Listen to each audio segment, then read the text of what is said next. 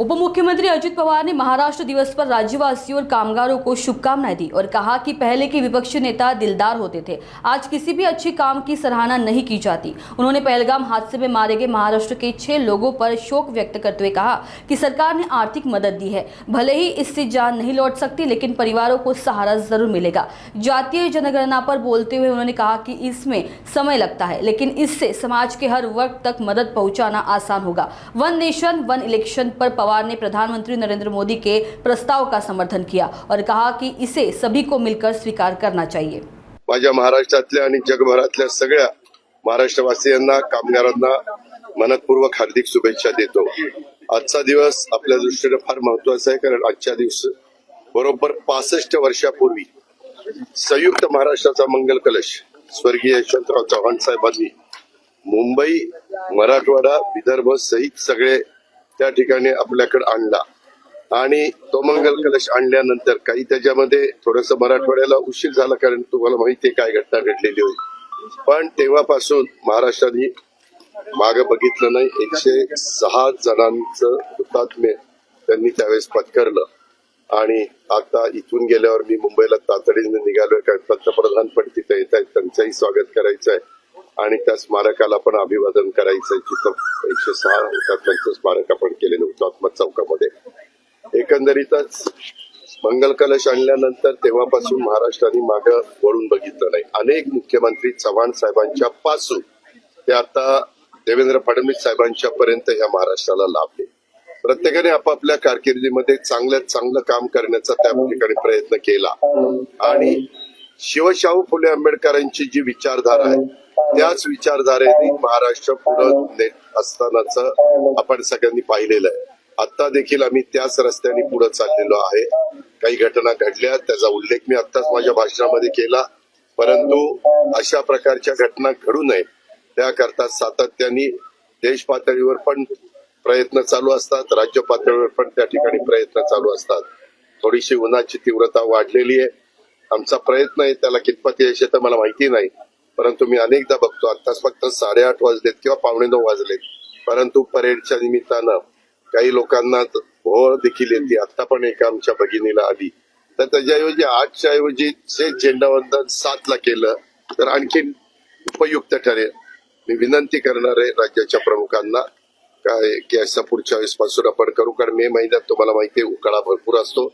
आपल्या पुण्यापेक्षा विदर्भामध्ये तो जास्त असतो, मराठवाड्यात आपल्यापेक्षा टेम्परेचर जास्त असतं, त्याच्यामुळे ह्या सगळ्याचा विचार आपल्याला साकल्याने करावा लागतो। त्याच्यावर तोही विचार करायचा आम्ही ठरवलेला आहे। एकंदरीत मध्ये ज्या घटना घडल्या त्याच्यातून ते कुणाच्याच बाबतीमध्ये घडू नये। आपल्या बाबतीतले 6 जण त्यांना स्वतःचे प्राण गमवावे लागले, त्यांच्याही कुटुंबियांना परवाच्या कॅबिनेटमध्ये मला याची जाणीव आहे की त्या रकमेतनं काही गेलेली व्यक्ती येणार नाही, परंतु त्या फॅमिलीला त्याच्यातनं एक मदत व्हावी हाच राज्य सरकारचा दृष्टिकोन आणि तो तिथं जाहीर करण्यात आला। त्यांच्या घरातल्या कर्त्या व्यक्तीला नोकरी देण्याच्या बद्दलचा पण निर्णय आम्ही केलेला आहे। आम्हाला सर्वांना दाखवायचं की असा प्रसंग आला तर अख्खा महाराष्ट्र, अख्खं राज्य सरकार त्या कुटुंबियांच्या आणि त्या परिवाराच्या पाठीशी उभं राहतं आणि एकंदरीत आणखीन खबरदारी त्या बाबतीतली घेण्याच्या बद्दल जम्मू काश्मीरनं पण पावलं उचललेली आहेत, देश पातळीवर पण प्रयत्न चालू आहे।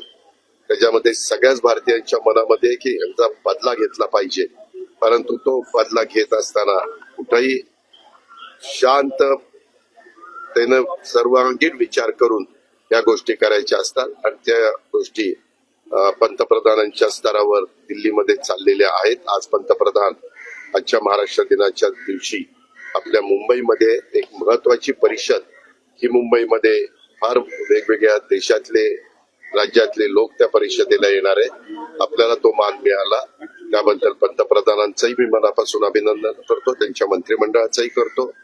बरेच दिवस पत्रकार मित्रांनो तुम्हाला आठवत असेल जनगणना ही जात निहाय करावी अशा प्रकारची मागणी खूप जणांची होती आणि काय होतंय ते एकदा समजलं पाहिजे की बाबा नक्की कुठला घटक किती आहे, त्याच्यामुळं निर्णय घ्यायला, त्याला निधी द्यायला, त्याच्याबद्दलचं धोरण ठरवायला आणि एकंदरीतच मार्ग काढायला सोपं जातं।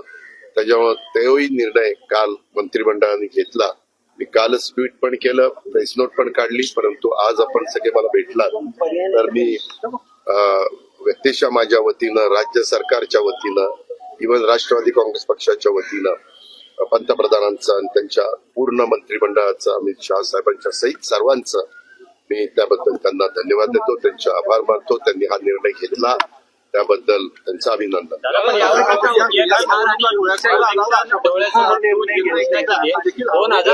एक मिनिट, ही साततची प्रक्रिया आहे. कुठल्या ना कुठल्या निवडणुका ह्या येतच असतात. कुठलाही चांगला निर्णय घेतला की निवडणुका डोळ्यासमोर ठेवून घेतला, नाही घेतला घेतच नाही निर्णय, त्याला काही अर्थ नाहीये. यामध्ये लोकसभेच्या निवडणुका आता देशात नाहीयेत, त्या अजून 4.5 वर्षांनी आहेत, आणि विधानसभेच्या निवडणुका म्हणूनच मध्ये वन नेशन वन इलेक्शन, असं जसं वन नेशन वन टॅक्स हे आपण आणलं जीएसटीच्या निमित्तानं, तसं वन नेशन वन इलेक्शन हा प्रस्ताव पंतप्रधानांचा आहेच. मग तो त्या ठिकाणी मान्य करूया सगळे मिळून. त्याच्यामुळे ह्या ज्या काही गोष्टी आहेत, प्रत्येक कुठलंही काम झालं तर विरोधकांचं कामच असतं, त्याला चांगलं म्हणायचंच नसतं. पूर्वी विरोधक दिलदार मनाचे होते, जसं त्यावेळेस आज वाजपेयी साहेब असते तर त्यांनी अभिनंदन केलं असतं. आज इतर पण काही मान्यवर विरोधक होऊन गेले, चंद्रशेखरजी असते किंवा मी सगळ्यांची नावं घेत नाही, परंतु तो मनाचा दिलदारपणा, मोठेपणा दाखवला पाहिजे.